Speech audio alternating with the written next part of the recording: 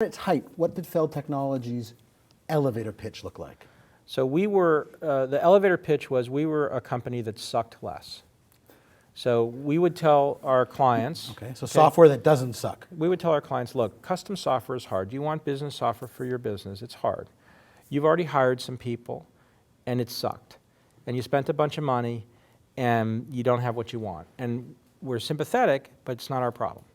And our job, it's going to be hard. What we're going to do, it's going to be more expensive than you think. Our job is to suck less than the last guy. And that was our elevator pitch. And the clients of ours that understood that were awesome clients.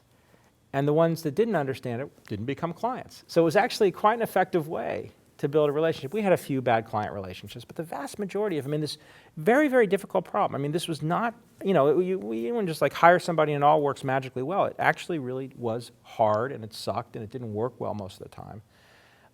We built the business to about 20 people. I think when we sold the business, it was about $2 million in revenue, and we're making about $500,000 a year profit. We were stuck, though. My partner and I were not having very much fun. We were 7 years in. We're kind of bored. And we also realized that if we grew the business from $2 million to $4 million top line, and we grew it from 20 people to 40 people, which is how a services business like that scales, we'd probably still only make $500,000. Because we'd have to add a bunch of cost structure, just the cost structure associated with getting that kind of scale. And we realized that if we grew from 20 to 40 people, it wasn't that it was just going to be twice as much headaches, it was going to be at least 4 times as much headaches, and maybe more. So we assumed that the headaches were geometric. And so we had about a year of stuckness. And for me personally, it was a tough time because I got depressed.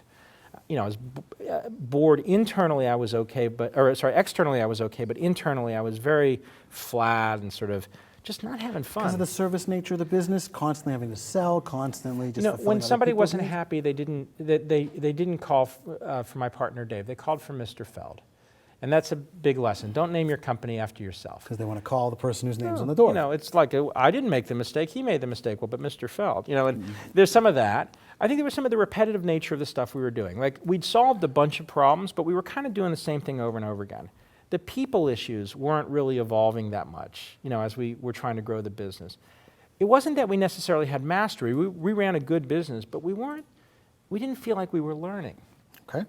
And what happened along the path was we got lucky. We ran into a company that we did some work with, got acquired. Okay. And the company that acquired them, they introduced to us. And a fellow came down to Boston one day. I had lunch with him. And I had one of those lunches where you're not really sure what's going on. And it was a nice lunch. He was a nice guy. He was probably in his 60s at the time. And, he clearly had done a bunch of deals. And he had a nice blue blazer. But he was kind of like your Jewish grandfather. Like, he was very comfortable. I didn't feel intimidated. It was a fun conversation. And at the end of the lunch, he says, "Brad, I'd like to buy your business." And his name was Len Fassler. I said, "What do you mean, Len?" And he says, "I'd like to give you money. And I'd like you to come to work for us." And I said, okay. And the company that he ran, or that he was co-chairman of, they bought 40 companies over a 3-year period. We were the 7th or 8th company they bought. But you said earlier you had already known you didn't want to work for anyone else. So when someone comes out of the blue and says, "I want to buy your company," what's your first reaction? Well, my first reaction was to be very confused. Okay. Right? Schizophrenic between happy and not happy, right? Is this a good thing? Is this not a good thing? Do we get lots of money, little money? Do I have to work for someone? And remember, I was depressed, right? I was sort of in this sort of not great place. I was stuck. So in one way, it was liberation. In another way, it was torture, right? Because I didn't really, the uncertainty of now I have to work for him. I have a commitment. The guy gave me some money. He believes in a certain thing. Is the thing really the thing? And so it took us about 6 months to decide to sell the company. But Len and his partner, Jerry, were very patient. Mm-hmm. And they had a public company, so we could see what they were doing, and we kind of understood, and they were very communicative with us about what their strategy was, and they went and they bought some more companies, and were very open about their interest in working with us. And one day, Dave and I woke up and were like, let's do it, let's sell it. So we sold the company to these guys. They gave us a good deal. We were complete rookies and novices in any sort of deal making. But they gave us a fair deal. And then the stock appreciated a meaningful amount. So it became from a fair deal to a better deal.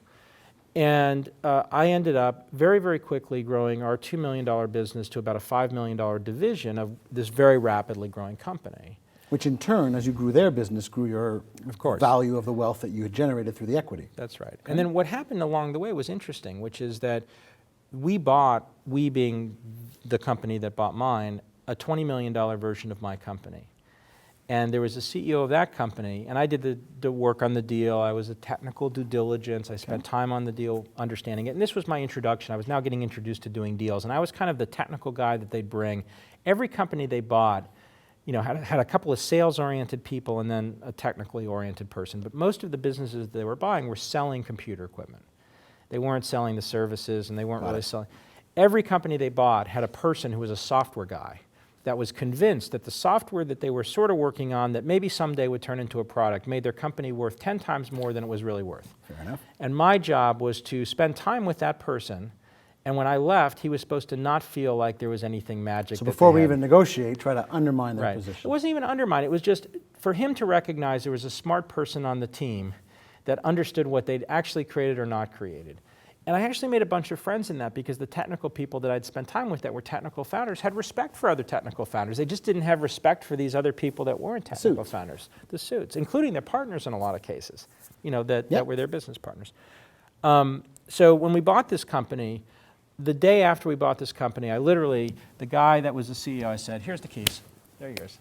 Have a nice day. Because he really wanted to take over the whole thing. He wanted your job. And I'm like, let me make it really easy. You don't have to fight with me about it. And you know, we were friends, and it was cute, and he did a good job sort of scaling it up to the next level.